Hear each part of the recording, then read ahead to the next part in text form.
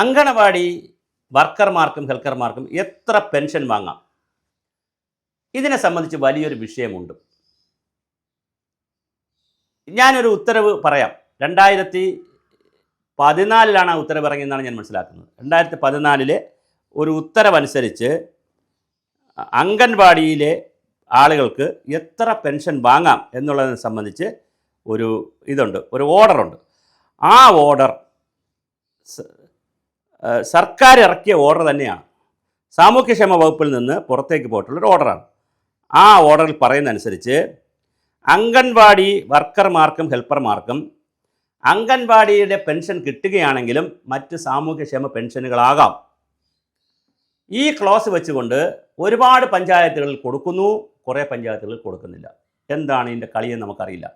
കുറേ പഞ്ചായത്തുകളിൽ അവർക്ക് കാരണം കിട്ടുന്നത് എത്രയാണ്? 1500, 2000, 2500, അതിനപ്പുറം കൂടുതൽ വലിയ തുക കിട്ടുന്നില്ല.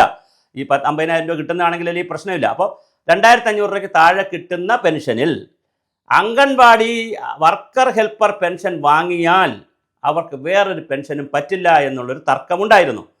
അല്ല, കൊടുക്കാമെന്ന് പറഞ്ഞാണ് 2014 ഒരു ഓർഡർ ക്ഷേമനിധി ബോർഡിലേക്ക് ഗവൺമെൻറ് തന്നെ, അഡീഷണൽ സെക്രട്ടറി ഗവൺമെൻറ് തന്നെ ഇവർക്ക് കൊടുക്കുകയും അത് നിലവിൽ നിൽക്കുകയാണ്.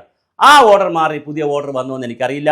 എന്തായാലും ഇത് വച്ചുകൊണ്ട് പല പഞ്ചായത്തുകളിലും പെൻഷൻ കൊടുക്കുന്നു. 2 പഞ്ചായത്തുകളിലെ ആളുകൾക്കും, പഞ്ചായത്തല്ല പെൻഷൻ കൊടുക്കുന്നത് ക്ഷേമനിധി ബോർഡാണ്, പക്ഷേ പല പഞ്ചായത്തുകളിലെ ആളുകൾക്കും 2 പെൻഷൻ കിട്ടുന്നുണ്ട്. ഒന്ന് അംഗൻവാടി വർക്കേഴ്സ് ആൻഡ് ഹെൽപ്പേഴ്സിൻ്റെ പെൻഷനും കിട്ടുന്നു, 1500, 2000 വെച്ചുള്ള 2 പേർക്കുള്ള കിട്ടുന്നു. അതിപ്പോൾ തന്നെ അവർ മറ്റ് സാമൂഹ്യ വിധവാ പെൻഷൻ, അംഗപരിമിതർക്കുള്ള പെൻഷൻ, വേറെ ഒരുപാട് പെൻഷനുകളുണ്ടല്ലോ, ആ പെൻഷനുകളും കിട്ടുന്നു. എന്നാൽ കുറച്ച് പേർക്ക് കിട്ടുന്നില്ല. അതുപോലെ മറ്റൊരു വിഷയമാണ് ഓണ അലവൻസ്. കുറച്ച് കാലം കൊടുത്തു, പിന്നെ കൊടുക്കുന്നില്ല. ഇതൊക്കെ എന്ത് സംവിധാനമാണ് നമുക്കറിയില്ല. ഇതൊരു ഗുഹ പോലെയാണ്. ഇതിപ്പോൾ കയറി പഠിക്കാൻ ശ്രമിച്ചപ്പോൾ വളരെ ഗുരുതരമായ സാമൂഹ്യ വിഷയമായി, സാമൂഹ്യ പ്രതിസന്ധിയായി വന്നിരിക്കുകയാണ്. അതുകൊണ്ട് എനിക്ക് സൂചിപ്പിക്കാനുള്ളത്, ഈ പെൻഷൻകാരുടെ വിഷയമാകട്ടെ, സർവീസിലുള്ളവരുടെ വിഷയമാകട്ടെ, ഒക്കെ പരിഹരിക്കുന്നതിന് വേണ്ടി വളരെ കൃത്യമായൊരു കമ്മീഷനെ ചുമതലപ്പെടുത്തണം എന്നാണ് ഞങ്ങൾക്ക് പറയാനുള്ളത്.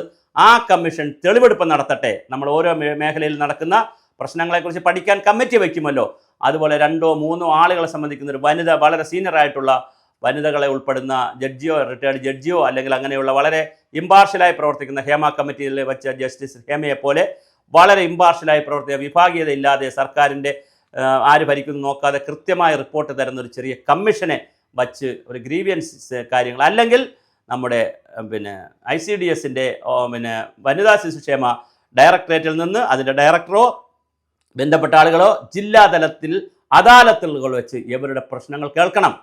ഒന്നുകിൽ ജില്ലാതല അദാലത്തുകൾ വെക്കണം, അല്ലെങ്കിൽ ഒരു കമ്മീഷനെ വെച്ച് ഈ വിഷയങ്ങൾ കേൾക്കണം. എന്തായാലും പെൻഷൻ പറ്റിയുടെ കാര്യം വലിയ പ്രതിസന്ധിയാണ്. 2 തരം പെൻഷൻ കിട്ടുന്നവരുണ്ട്, 1 തരം പെൻഷൻ മാത്രം കിട്ടുന്നവരുണ്ട്, പെൻഷനേ കിട്ടാത്തവരുണ്ട്, ഗ്രാറ്റുവിറ്റി കിട്ടാത്തവരുണ്ട്, ഓണ അലവൻസ് കൊടുത്തോണ്ടിരുന്നത് കൊടുക്കാത്തതുണ്ട്. ചോദിക്കുമ്പോൾ ഫണ്ടില്ല, പൈസ ഇല്ല, അത് അപ്പടി ഇപ്പടി എന്നൊക്കെയാണ് പറയുന്നത്. 72, 73 വയസ്സായ ഒരു സ്ത്രീക്ക് അവർക്ക് 1000 രൂപ, 2000 രൂപ, 2500 രൂപ കിട്ടുന്നത് ഫണ്ടില്ല എന്ന് പറഞ്ഞ് കിട്ടുവാണെങ്കിൽ പിന്നെ എന്ത് ഗവൺമെൻറ്റാണ്? എന്തിനാണ് ഇങ്ങനൊരു സിസ്റ്റം? എന്തിനാണ് ഇങ്ങനൊരു സംവിധാനം?